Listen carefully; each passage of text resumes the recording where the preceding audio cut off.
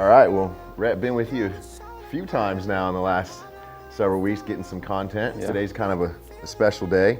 I get the opportunity and the privilege to award Select Construction with the $1 Million Producer Award from my Roofers Helping Roofers program. So it says Roofers Helping Roofers, plus Select Construction, $1 Million Producer, and then I always hear you say this, whether I just in person or on Facebook, you're always saying teamwork makes the dream work. So we wanted to go ahead and give you that. Appreciate it, man. And thank you for working with us and your friendship. And we appreciate your organization. You know, you guys have a very up and coming roofing company amongst all the other stuff that I see you guys do as well. Mm-hmm. And that was one thing I wanted to do while I had you here and carve out a few minutes is just kind of move this into a podcast and just talk about a few things with Select. I know you guys got a lot going on. You've started another office in another city. I just got here. We're now in the addition of your old office where I think you guys are gonna be knocking out a wall and really opening up the square foot. I know you've brought on a lot of really key folks onto your team lately. You just tell me a little bit about what's going on with Select and some of the growth. I mean, I know you guys are just killing it when it comes to scaling. Yeah, I mean, we moved into this office space next door in April 2018, and at that time it was just me and my partner.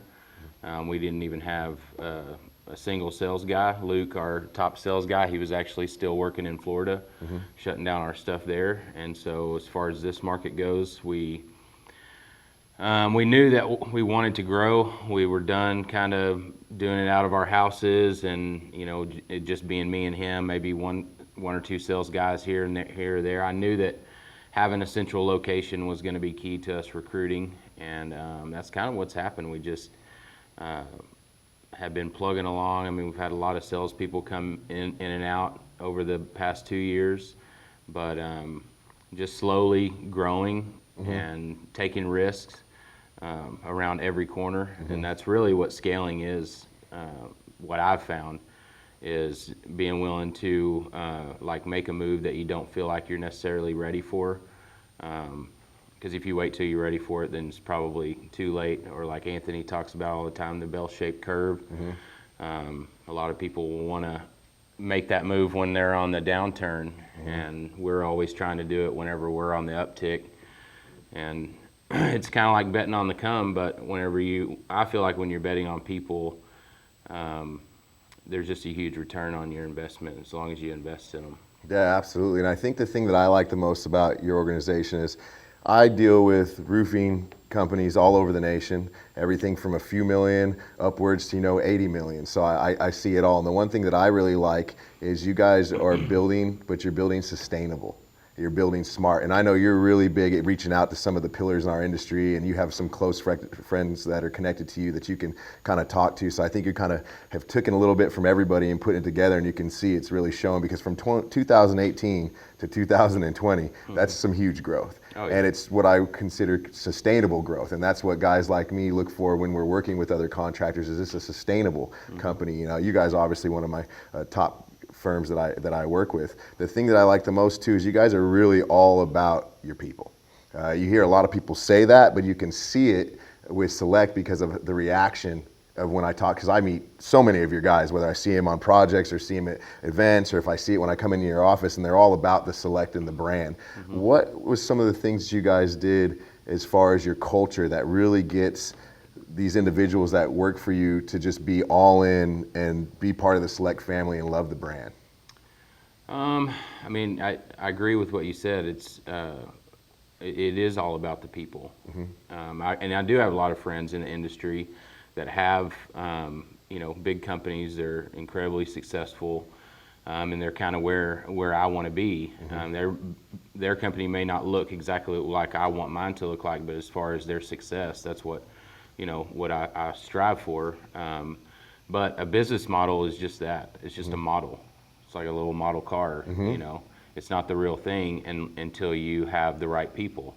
So that's the key factor. And as far as our culture goes, I don't really know. It's hard to quantify. I've done a lot of thinking about it because I sat in on a deal with Sam Taggart, and he talked about like being intentional with your culture, and I don't feel like I was ever really like super intentional. It's just I really do care about all these people here. I think that they can feel that. I think I've proven that. There's been times that, I mean, we know in our industry, it's sometimes takes a little while to get going as a salesperson, you know, until you build your pipeline and your network. And so all those people, all the people that work for us, they've, you know, they've seen me come through and help them make sure that they don't sink and that their family's taken care of, and basically betting on them. And they, 90% of the time, I get paid back on that. Yeah. You know, they always come through, and we just protect it really well too.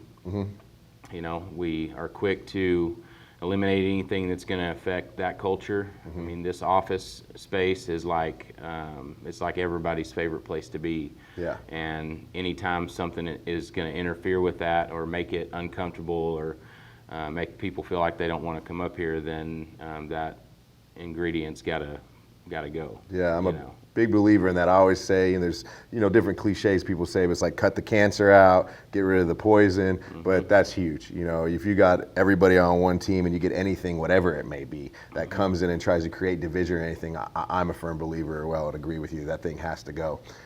Core values too. I know you guys got some pretty good core values. What are some of the core values here at Select? Just teamwork, integrity, positivity. Those are some of the things that we talk about all the time. Positivity being a big one. That's another part of our culture here is that, you know, when we come here to the office, everybody has a good time. Everybody's upbeat. Everybody has stuff going on in their life. We've dealt with some difficult stuff this year with our office manager, losing her daughter and stuff, but she'll even tell you that this was like her, you know, her happy place where she could come and just kind of, you know, if she wanted to come in my office, shut the door, and we talk or cry or hug or whatever. But for the most part, it was like just a freeing, like this is where I can come and just, you know, kind of leave it all outside the door. A safe place. And just be happy and get back some normalcy. And you know, integrity is something that you know, I believe in sowing and reaping. And so we just like to do everything the right way, whether it's hard or not. You know, in our market here, it's you know, it's hard being a company that is insistent on doing it all the right way as far when it comes to like the deductible and all of that kind of thing. We just decided a long time ago, before they ever changed the laws, that you know, that we just wanted to do it right, and if that meant losing customers, then those aren't our customers. And there's plenty of customers out there that fit our business model and want to do the right thing, and the ones that don't, then, you know, they weren't ours to begin with. So. Well, I think I like about that too, and kind of what I'm gathering from is you guys have the business model here that you're using, and you stick to the script. You know, there's a lot of companies, they say they have this business model and then they could get a deal, but then they have to do something that they normally wouldn't do to get the deal, and then they're shifting for that, or they're shifting for this. And I like the fact that you guys have kind of laid the foundation and drew the line in the sand, like, hey, this is who we're going to be, this is what we're growing into, and this is how we're going to do it. And that's another huge thing, probably why everybody loves working for Select that I talk to. I tell people all the time, I'm like, keep your eyes on these guys. You're looking for a place to go. I talk to some guys at sales, I'm like, call them up. You know, they're good guys to work with. Going to throw a little bit of a curveball in it here, and I'm going to shift over kind of the Roofers Helping Roofers program, because I know we don't got too much time. I just wanted to talk to you a little bit about it. I know we've done quite a bit of stuff together and have accomplished a lot. That program, I'm on the final stages of trademarking it. So that should happen here in the next like 15 to 20 days. You guys were the first to get the $1 Million Producer Award. We have a couple people creeping right behind it, but that's pretty cool. You know, you set the tone for that. So I appreciate that again. In your experience in the Roofers Helping Roofers and working directly with myself and the organization, what are some of the takeaways that you've had from it, or some of the feedback that you've had from it? Man, the biggest thing, and I was going to mention this whenever we did that call with the Roofing Contractors Magazine. Oh, yeah. In this business, hardly anyone starts out in commercial, you know, unless that was your background to begin with. You came from an all commercial company. Most guys start out knocking doors, doing residential, and they hope and dream of like getting their foot in the door somehow, and doing commercial. And the reason that a lot of companies don't do it is just because it's so hard. You know, the knowledge isn't there, the teaching isn't there, and what I feel like you've brought to the table as far as roofers helping roofers, and along with some other contractors, is that like I'll take you out there and I'll show you, you know, and where else does that come from? Whether in industry does that happen where you're basically your competitor is saying, let me come and I'll show you how to do it. I'll even put on one of your shirts and I'll help you close the deal, or I'll show you how to do all this stuff. That's been the biggest benefit, and I mean, you can't even quantify it in numbers as far as the value that goes into it, because you have people who are quote unquote consultants, and they want to, you know, teach you how to do this, but, you know, pay me $8,000 and I'll give you my, you know, my secrets to closing commercial deals. And I mean, you're just willing to help, and that's the biggest thing for us. And why I'm so proud to get this award is it was really just timing. Because it was right when you were kind of starting this thing is whenever I met you, and we just happened to have a really big commercial job that was coming up that I needed help on, because I mean, you brought so much to the table as far as knowledge and being able to help us close that deal. So yeah, that's been my experience. Yeah, you guys have been killing it. You know, now we're on another 100,000 square foot job. The other one was approximately 250,000 square feet, and you guys got other stuff in the pipe that we've been looking at. So it's like once you guys got that taste of that, you guys just kept rolling and rolling. And people ask me all the time, they're like, well, I want to get into commercial. And I give them like the simplest thing in the beginning. I say, get on the opportunities and then connect with people that know that system and learn from them and kind of duplicate yourself in them. And you guys did that thing to a T. Now I have some folks out there that'll call me and ask me questions and stuff that are interested in the Roofers Helping Roofers program but haven't done anything yet. What would you say to those individuals if they were to ask you about the Roofers Helping Roofers, if they're kind of on the fence and just kind of don't know what's going on, having another roofer actually help them out on another specific project? I'd say, what do you have to lose? You know, I mean, you don't ask for a dime, and you want to help and do the work and get it done right, and you're easy to communicate with. You over communicate, which is a huge help. You are level-headed, you know, when it comes to, you know, somebody sending you an email like, hey, why did my price go up? You know, when a lot of people would come back and take offense to that, you just explain it simply. And you know, this industry is huge, and the most valuable thing is your network and the people that you know, and to be able to connect with other people that are in the Roofers Helping Roofers thing. I mean, I would not hesitate to help somebody at this point, because I saw what you did for me. I would love to do that for somebody else. Absolutely.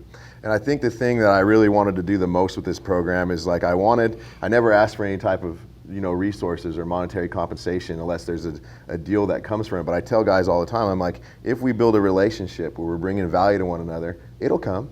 Hurry up and wait. We don't need any type of immediate exchange of anything. Sometimes it's just, you know, picking each other's brain. I even call you guys for things, picking each other's brain. And the other thing that I like to do is I try to make it all about that organization, even from the content, when I'm out there. And then I want to keep that price point very, very low, because here's the thing, you know, you guys as the main contractor, there's got to be the margin in there to run the sustainable business. And that's the thing I like about that model, is I've got it down to where I can just make a little bit, but I quantify and leave that margin for the contractor and let that growth begin to happen, and then I take on the liability of the warranty. So it's like I set up like a great thing going. It's like, okay, make the money off of it, I'll hold the bag on the warranty, let's get this relationship going. So it's been really cool working with you guys. I know that you got a lot to do today. I only want to take a little bit of time from you, so I appreciate it. I know there's going to be a lot of folks watching us. We both have some pretty solid platforms. I know you guys are growing. If there's anybody out there listening and they're interested in connecting with you guys, from anything from being a customer to maybe you guys are hiring, I don't know the specifics to it, what's the best way for them to get a hold of Select Construction? I mean, you can email at info@selectconstructionllc.net or hit us up on Facebook. Absolutely. Well, thanks, Rhett. Appreciate you, man. All right, man.